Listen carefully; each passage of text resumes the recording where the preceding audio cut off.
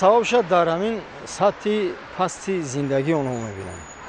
онҳо маҷбур мешаванд мисол рафта як маблағеро ба даст биёранд барои зиндагишон, лекин аз як тарафи дигар боз омилаш ҳамин аст ки мисол бо ин кора мисол кардан дар кор нест. ин як хиёнат ба давлат мешавад, ба ҳамин ҷумҳурӣ, ба мамлакати мо мешавад. мисол ва хиёнат карда мисол рафта барои як маблағи ночизе дар ҳамунҷа мисол бар зидди мумкин ҷа мусулмонои худмон бошад мубориза мебаранд. омилҳои нофаҳмӣ фақат намефаҳманд, бишоро фиребхӯрда ҳастанд. фақат ягона онҳо фиреб хӯрдагианд. тамом як кадом омилҳо аст. чизе онҳоро ягон таъсири хориҷӣ ягон чизе ҳаст барои онҳо ки ба ёд хел мекунад. дигар чи аст? чиз ҳама тинҷ, ҳама соз, мана озод ватан. хусусан дар ҷавонҳо чӣ қадар имкониёти бисёр додагӣ аст. ҷалоби олӣ ёки дигар ёки ҳама имкониятҳо барои ҷавонҳо ҳаст. ягон фишор барои ҷавонҳо нест ки инҳо маҷбур ягон тараф бираванд худашонро дар як хатар масъала ки чиз кунанд. намедонам якум ки ҳозир ман аз назари фаҳмиши худам якум ки бисёртар фарзандои мо дар муҳоҷир гаштодиянд, характерҳои дигар миллатҳоро бисёртар гирифта истоданд. якум ман баҳои дар ҳамин метиҳам. ҳозир нисбат ҳурмати падару модар нигоҳ кунед, фарзандо тез вай мекунад гапгардонӣ. мақсад инҳо дар мо набуд. дуюмаш ин ки мумкин тарбияи мо суст аст, мо падару модарон нодурустда политически неграмотни одамоя мегӯянд. ҳамин аз сиёсат ягон маълумот надоштаги одам ҳамин хел ва ё намефаҳманд.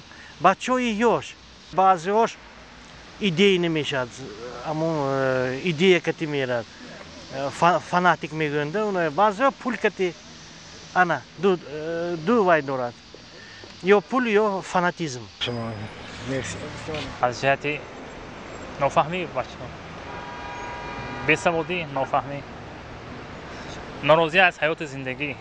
ин нафароне ки аз тарафи ҷумҳурии Тоҷикистон дар ин муборизаҳо ё ки дар барҳамиҳо иштирок мекунанд, ман фикр мекунам инҳоро як шуъла ё ки як оташи дар дил инҳо ҳаст ки инҳоро аз ҷониби ягон гурӯҳ ё ки ягон нафаре ин афрӯхта мешавад ин шуълаи оташ.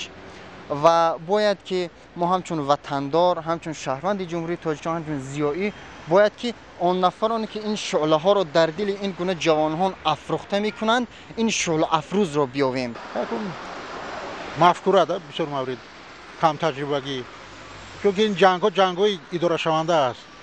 кам кардани теъдоди мардуми мусулмон аст. ин хеле давлат вақт намешавад. ба гурӯҳи ташкилотҳои террористӣ дохил мешаванд. ки ҷавонои мо аз бефаҳмӣ аз рӯи ки дар рӯи ҳақ мубориза мебаранд, ки рӯи ҳақ нест. охир ин бозӣ аст, бозии сиёсӣ аст. талаф мешаванд, бисёраш нобуд мешаванд, аҳволошон хароб мешаванд, хонаводаҳошон азоб мекашанд. ин аз бисёр вақт аз нодонӣ аст. ин бозиҳои сиёсӣ аз ҳамун бозингарони асосии ҳамун чӣ мегӯям политика, сиёсати калон ин корро ташкил карда. давлатҳое ки даъвои исломӣ мекунанд, худашон дар ин кор шарик ҳастанд. арабистони саудӣ бо ҳамун шайхҳошон иштироканд, дар ин кор шарик ҳастанд. мо бояд аз ин чо канора гирем. ин як кори хатоие ки нофаҳмием ки ба ҳамун ҷанг меравад. хаб ки шароиту тангам ки мехоҳанам хаб намехелай ҳеҷ кор дига мекунам. мумкин ай бекори ами фикра кара хесарат